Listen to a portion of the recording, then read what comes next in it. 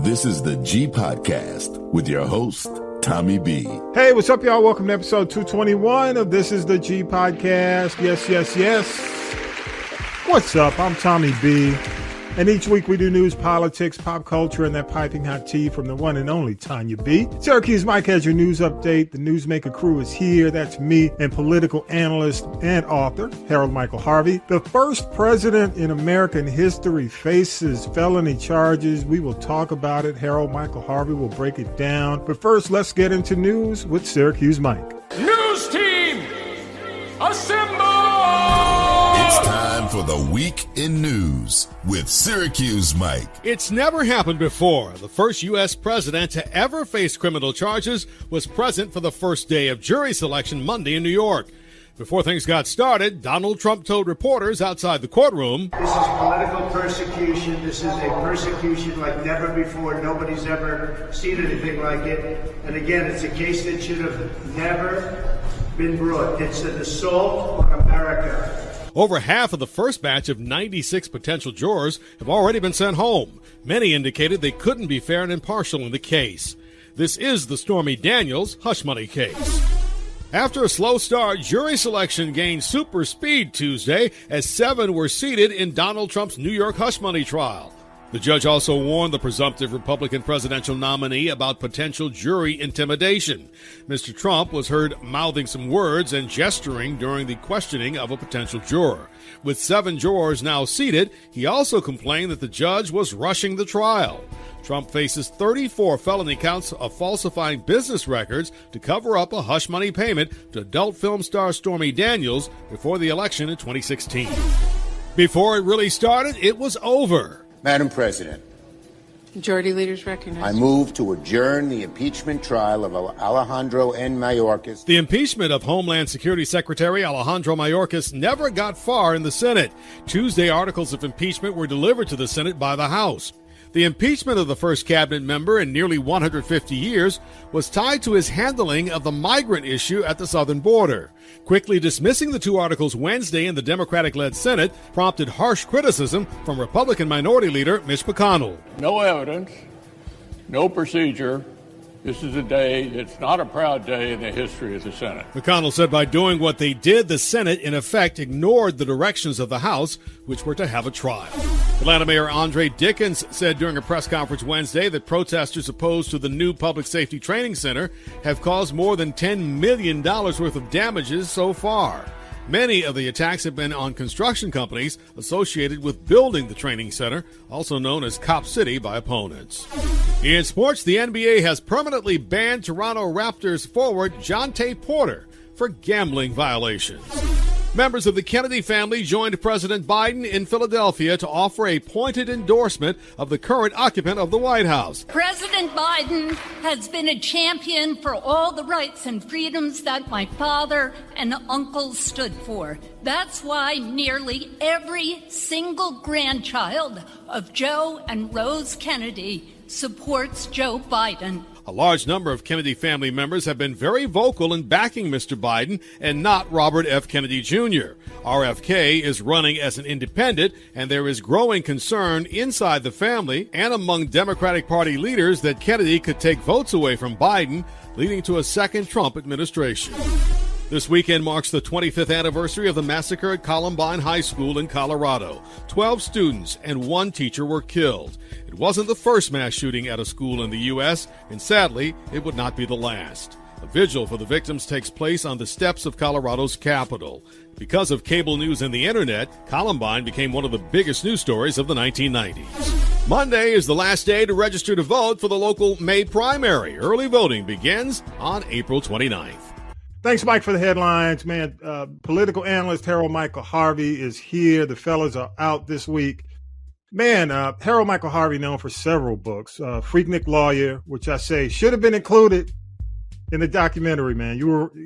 They did you wrong. That's all I think.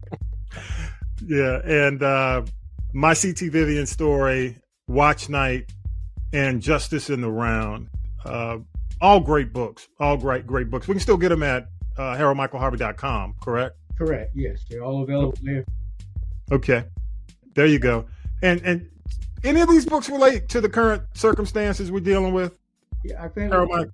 I think today we're going to be talking about the beginning of the Trump trial. And so Justice in the Round, the subtitle is Essays on the American Jury System. And although I wrote this book to try to explain to lay people what had happened as a result of that first as a result of the Trayvon Martin trial, and as a result of the first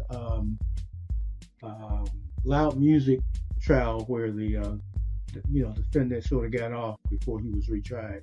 Mm-hmm. So I wrote this book to sort of explain to lay people what happens in the jury process. And the salient point that I would like for people to take away from this book is that if you get a jury summons, show up. Yeah. And that if you show up, don't show up with excuses or with some scheme to try to get out of jury duty, because sometimes criminal defendants and whose skin color is not the lightest of hues are actually innocent. And if you don't have people who are willing to sit there and listen to the evidence and make the state or the government prove all the essential elements of the crime, they'll go down the road for something that they didn't do. So, and vice versa. Sometimes I know from my past experience as a criminal defense trial lawyer is that certain members of our society, they vote race just like certain people in our society vote party, no matter what the circumstances are. So you get a summons, you want to go. And you want to go with the attitude that you're going to be fair, and you're going to listen to the evidence, and you'll render a decision that's fair to all parties concerned. Okay. And that leads us to another first for Donald Trump. He becomes the first American president to face a criminal trial. And that's one of the reasons I asked you to come on today. As we tape this episode, we're a few days away from another, I call it a day that will live in infamy for Donald Trump. For about 4 days a week, for the next 6 weeks, a jury will decide whether or not he becomes a convicted felon. And you know what? This moved a lot faster than I expected. I really expected 6 weeks to find a jury. And here we are with 7 men, 5 women. They have the alternates. I am shocked that as we talk today, this trial will have opening arguments in just a few days. So, Mr. Harvey, how does this trial fit into the larger scheme of legal challenges faced by Trump? And I say that because there's so much going on with him. I think it's almost like a tornado or an earthquake. You have to give it a Richter scale or an EF number. So where does it stand? Well, it's at least a 5 on the Richter scale. I mean, this is a very serious charge. He's facing felony charges that could send him to jail for, a number of years. And of course, convicted felons also, whether he gets jail time or not, are precluded from doing certain things in our political system. For instance, running for public office and also voting in elections. So this is a very serious case. I think all of the cases are serious. So, I would not rate one above the other one. This just happens to be the one that made its way down the pipe and is ready for trial before the other ones that there's just a myriad of problems and stumbling blocks that the 2 cases that Jack Smith is prosecuting ran into, and then the case that Fani Willis ran in is prosecuting here in the state of Georgia. So District Attorney Bragg has gotten his case to trial, got his case to voir dire over several hundred people to come up with a jury of 12 and 6 alternates. So it's surprised that it happened so quick. It just shows you what happens when you have a judge who is on top of his game and sets the tone for we're not going to let this drag out. And here's what we're going to do.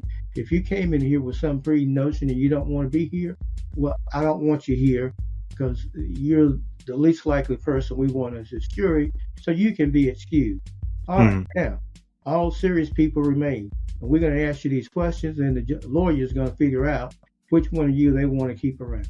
And so it's a speedy trial. That's how we got to a jury in less than 4 days. Yeah, amazing. And you know, when you look at it, because this has been going on for a few years, for multiple years, the evidence that's being presented, what do you see? How do you think this is going to have an impact on the trial? Well, you know, there's a little difference in this case than, you know, it's commonly called a hush money trial.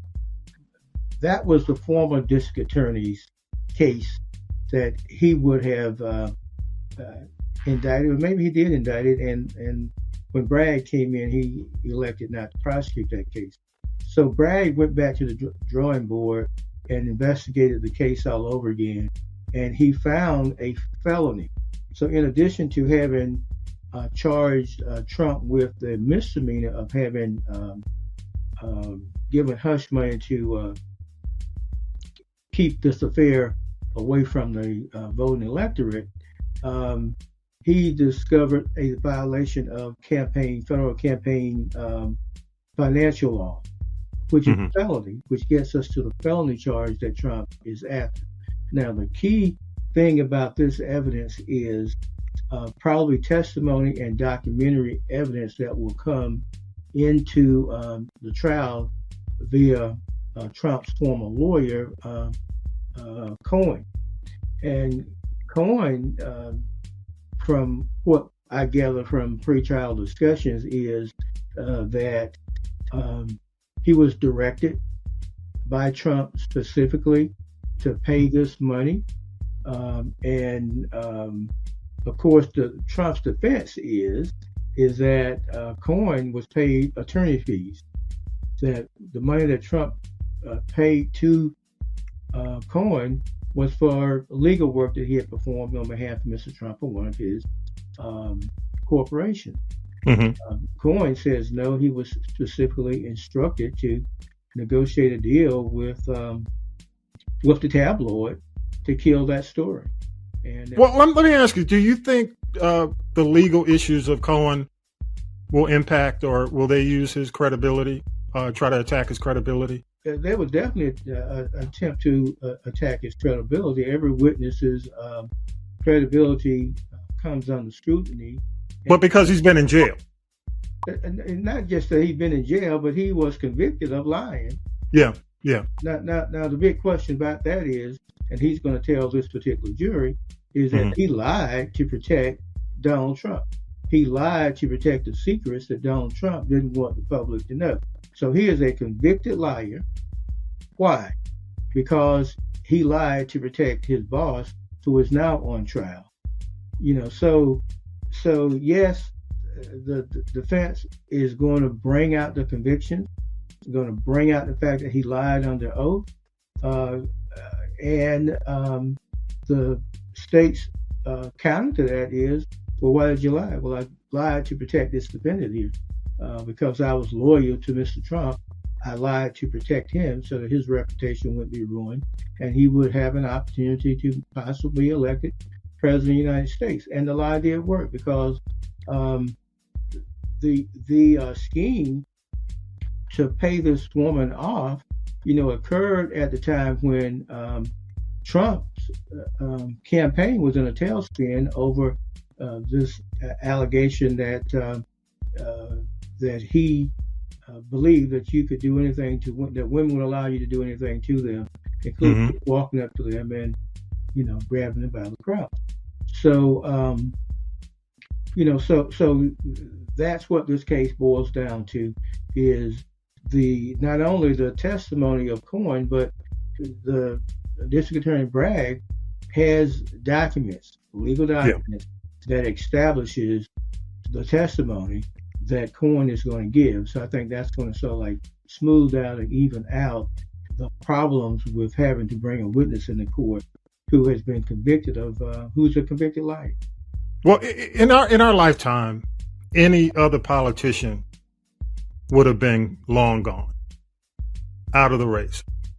And we're looking at, a trial of a former president, first time in history, facing the potential of being a convicted felon. How do you think, because we're hearing, just like what you said, the Cohen testimony, the Stormy Daniels testimony, what's McDougal? I'm saying her name wrong. All this testimony. How do you think it's going to weigh on the polls when it comes down to re-election for him? Because again, and I don't just say this. I don't say this in humor, but it's almost like the fact that Trump said when he came down that escalator, or before that I could shoot somebody in the middle of Park Avenue or wherever in New York and walk away from it. It's almost becoming true. Yeah, well, actually what he said was he could shoot somebody on Fifth Avenue and he wouldn't lose any votes. Right. And he wouldn't lose any votes. Mm-hmm. And so that's the situation we're in. So now you've got these salacious allegations that he was involved in an extramarital affair with a porn store and a Playboy playmate during the course of his marriage, and that even one of these escapades or affairs took place when his wife was laid up just having had a baby. So these are very salacious allegations, and I think the fact that we are now closer to November, to the election date, people are beginning to now take to pay attention to the race and to the issues. So I think when during the course of the trial, when these salacious details come out about his relationship with Stormy Daniels and Carrie McDougal, I think his political persona will take a hit. Because we saw what happened with Chappaquiddick. You know what I'm saying? We saw what happened with Gary Hart. You know what I mean? The list is long. The only person I think who's gotten away partially was Trump. I mean, no, was Clinton. But it is a bit amazing when you check the polls, and as this thing goes on, he's increasing. And Clinton, if you look at that situation, I believe Clinton got away with it because his wife stood by him. Yeah. We don't see that same support coming from Melania Trump. Okay. And I understand that she's hosting a fundraiser this weekend someplace, and he's hosting a fundraiser somewhere else. So it's the dueling fundraiser by the wife and husband and wife team. But you don't see that public support. I think it angered. I have heard reports that it angered her, and so she's sort of been a little sullen and standoffish about it. But Hillary Clinton immediately stood behind Bill, and that was sort of like the end of the discussion. Now, where these other politicians took hits, Trump is just unusual because he is a former president. He's a powerful man. Mm-hmm. He knows people in powerful positions, and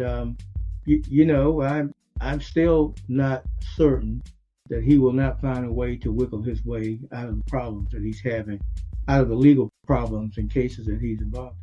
Well, let me ask you, with that said, the defense of delay, that's gone for this situation. For this case, yes.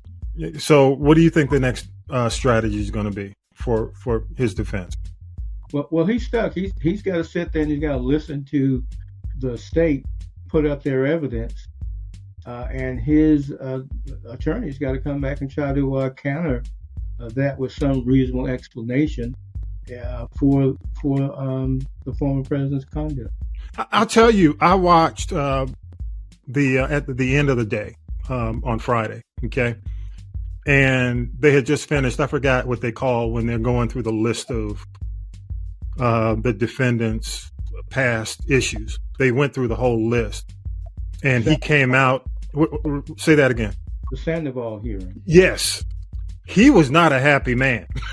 He was, when he came out and addressed the press, he was pissed. And one of the pundits, one of the surrogates on I think it may have been MSNBC, said she had never seen him as shaken. He was shaken by it. So, what are your thoughts on that?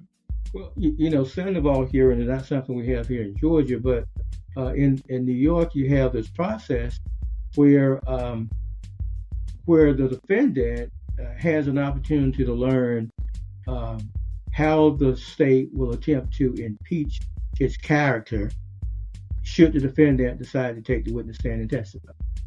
Okay, so like in Georgia, you make that decision based upon your own knowledge of what issues in the past have confronted your client. Yeah. But in New York, the state has to get there and they have to tell you, if he should take the stand, we want to go into this bad act.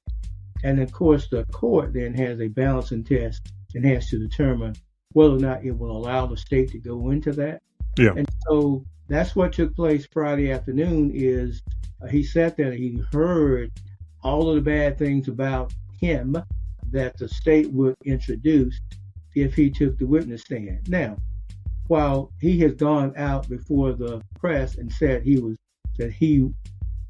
going to testify in this trial, I think that's just bluster like most of the stuff that he does. He's just talking, and there is really no serious inclination. But in order for his counsel to adequately represent him, they've got to go through that hearing, because something may happen during the course of this trial. When you get down to the end of it, the only person that can pull Donald Trump through would be Donald Trump getting on the witness stand and testifying.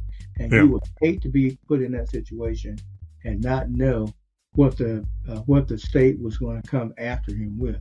So, I think it gave him an eye opener. He's not accustomed to people saying bad things about him. And so he was forced to sit in a room and to listen to all the things that the public, in some aspect or another, thinks is wrong with his character and his personality. Yeah, and I think that's going to be the big difference, because him sitting in court every day, having to deal with that, is going to be the difference in everything that's going on. It's just like, and you know me, I'm a movie guy. It's the Untouchables. You know what I mean? It's Capone, who the thing he least expected tripped him up, sent him to prison. And I think, I think we'll find out probably within the next 6 weeks what that thing's going to be. So we'll see. What's your final take, man? There are a lot of people who are saying, I don't care about this. I'm not going to, whatever happens. But I'm not going to watch it. I don't care about it. What do you say to folks? This is a very, very important point in American history. So it's a court battle, but it has some significance to where we are as a country. Because independent voters are going to take an assessment of what takes place in the next few weeks to make up their mind, to help them to make up their mind, at least in terms of who they will support in November for the presidency of this country. And it is this simple. What November comes down to is that if Trump wins in America, you have placed two dictatorial leaders in charge of the world, Trump and Putin. And that could be bad for the entire Western world. Yeah, good point. So this is a very crucial point in American history. I don't know if District Attorney Bragg can carry the day or not, but if he can, it will have a significant impact on what happens in November. But then, Trump is a cagey infighter. And if there is a way to weasel out of a conviction, Donald Trump is a person who can find that way to do it. Yeah. And I'll say, my only take is for the week is, we have a former president who's running for re-election facing a criminal trial. Mm-hmm. Think about that. That's the thing you have to think about. And regardless, it's interesting. You hear people, some of the pundits or sports personalities, commentators like Stephen A. on Hannity saying black people relate to Trump because of his legal issues. And it's offensive because, we know the difference. We know the difference between a Trump and, and other issues that impact people. And you said an interesting thing about people who think that way. What's your thought on that? Well, let's take a look at it. Stephen A. is a middle-class American Negro. And when Stephen A. says it and when Donald Trump says it, what they basically are saying is that the black community has a culture of criminality. That is far from the truth. Many people in my community and in communities I'm sure that you were raised and grew up in don't have any such history of criminality. And so, but there is a segment of our society who do. That forgotten black American that is living below the middle class standards. And, so there is a certain thing called, there's classism in the black community. Yes. And lower income blacks who run, who come in contact with the law more frequently because it's easy for law enforcement to get them and nab them for crimes, can sort of identify with him. And if you look at the people who they were able to get into that Chick-fil-A in Atlanta, they were not middle-class American Negroes. They fell below that middle-class standard, and they do identify with him because they are persecuted. And so when he tells the American public that he's been persecuted for these crimes, for these charges, which is untrue. He's being prosecuted. He's been prosecuted. Yeah, he's been prosecuted, not being persecuted. There's a certain that forgotten American Negro. Yeah, can identify with that because they've been left out of the system. And if there is any place in the black community where Donald Trump is beating Joe Biden, it's among the lower economic rungs in the black community. But it's no different than what you're seeing on the mainstream side as well. Would you agree or disagree on the white side? It's the same, so you get the forgotten lower rung white American is the rabid mega supporter, and that's why they're there, and because he does speak to at least his rhetoric sort of sounds. His rhetoric does, yeah, but his policy. Policy does, but his rhetoric, appears to support those people on the bottom rung. So you get poor white people who rally to him, and you get poor black people who rally to him, who saying, "Oh, he's talking about me," because that's the way I feel that the system has persecuted me. And to a large extent, they're right. They have been persecuted.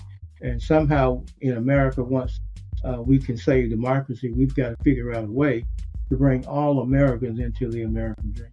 Yeah, good point. On that note, got to thank the one and only Harold Michael Harvey, political analyst, author. Thank you so much for taking the time today. And two essays you've got out there.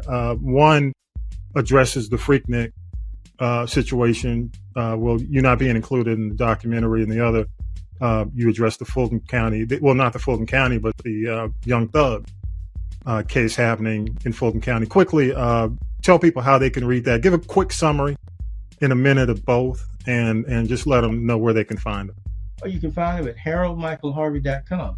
Please go to haroldmichaelharvey.com, and you can pull up both of my recent essays, and there's a subscribe button at haroldmichaelharvey.com. If you will put your information in the subscribe button and subscribe to my newsletter, you'll get, every time I post something, they'll send you a notification in your inbox.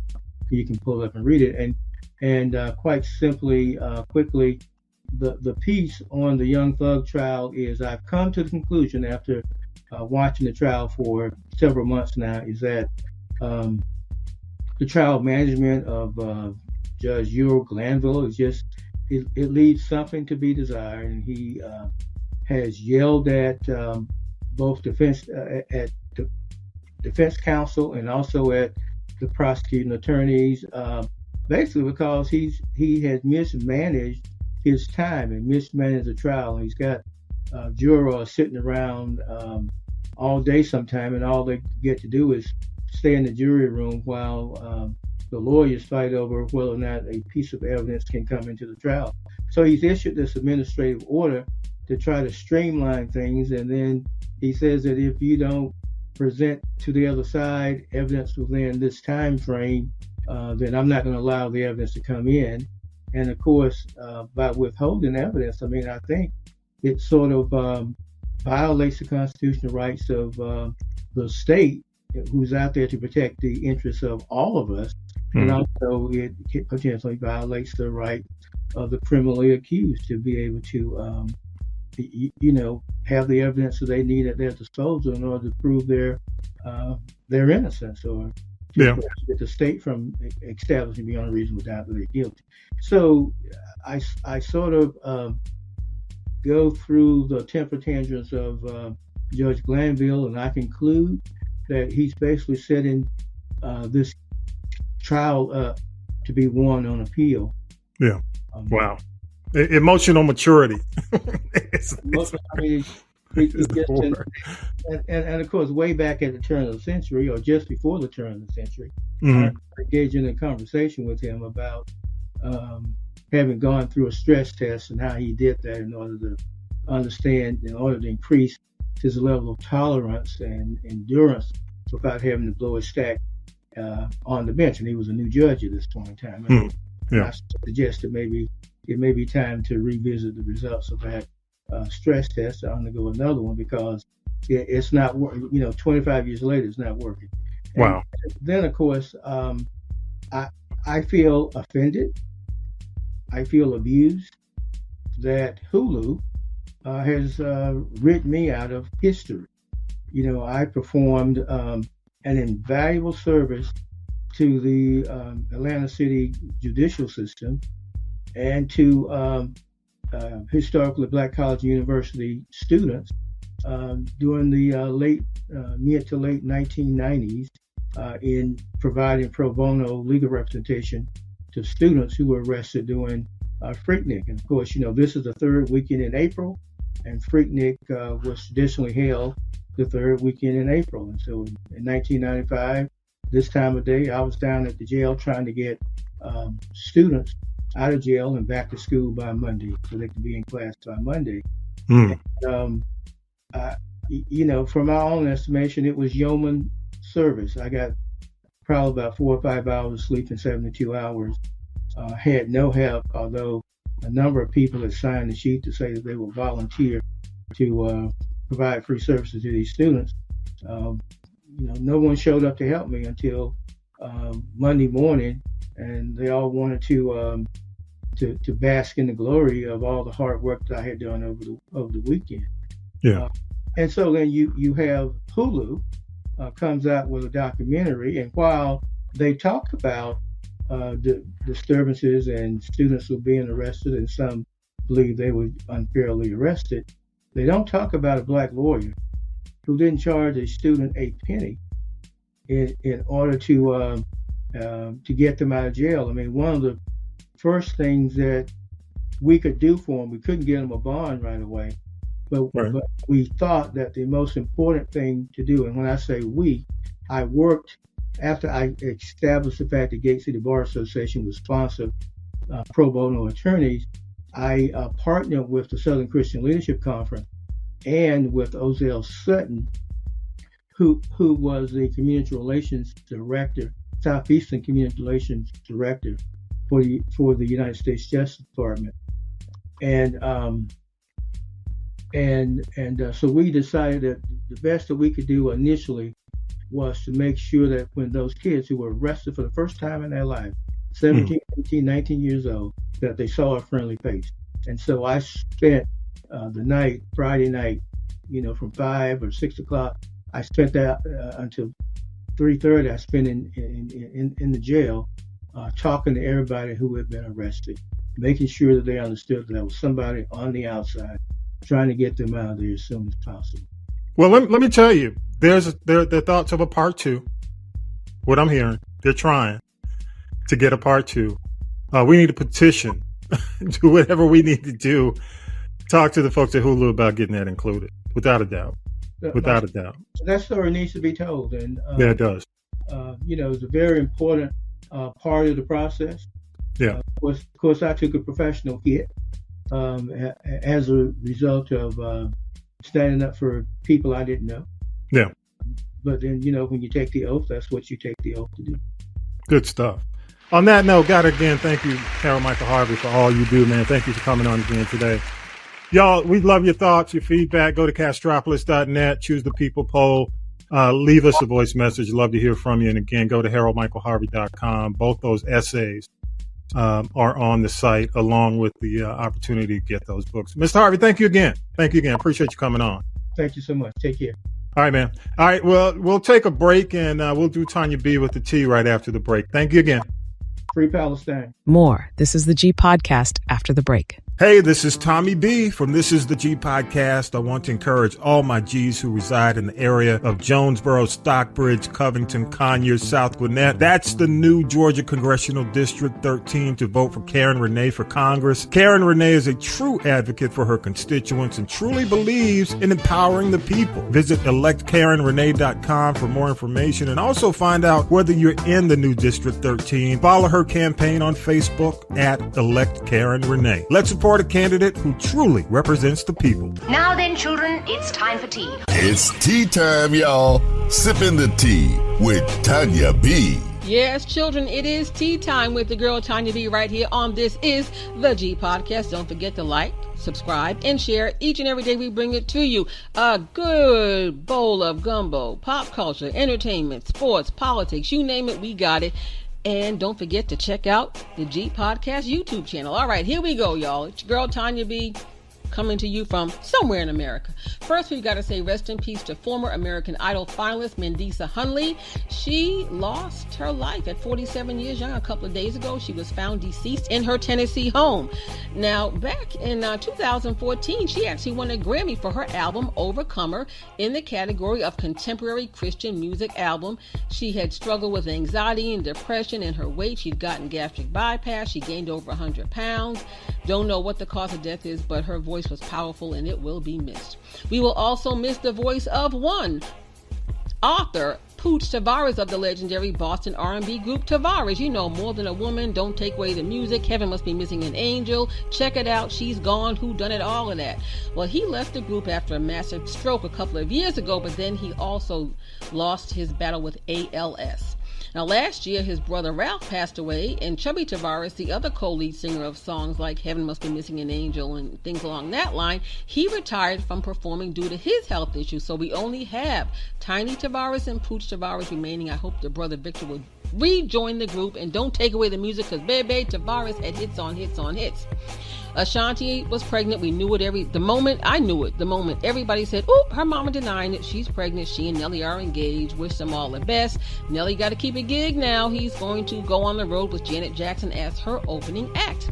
Shout out to 50 Cent. As intelligent as he can be cuckoo for Cocoa Puffs sometime, he about his business now. He just opened up G-Unit Studios in Shreveport, Louisiana. Not too far from New Orleans, but after Tyler Perry, he is the second largest black-owned film studio in the world. I couldn't even get it out. All right, 50 Cent, 5 on it to you. Okay, in the we tired of y'all category. Again this week, Neo go back in the corner. Apparently he seems to think bigamy is okay, so move to Utah. Put out a hit record, because the one you put out last week is not going to pay that child support for them 6 kids and 4 baby mamas you got. So just Neo, be quiet. Also, Dumb Donkey of the Week, Ryan McKnight, further confirmed he ain't nothing but straight trash. Yes, I said it. That's my opinion. But he's calling his kid from his first marriage a product of sin. Well, who committed the sin, you sinner? Okay, he got the lady pregnant and he married her. Now, his first 2 sons ain't checking for him anymore. And I think they're more talented than him, truth be told. He's calling them evil beings. No, Brian, you're the evil being. Go get a hit record, because you can't sell a record to save your soul. And you are just a first-class a-hole. Yes, I made it rhyme. I'm sick of you. And stay off social media. Go get some therapy.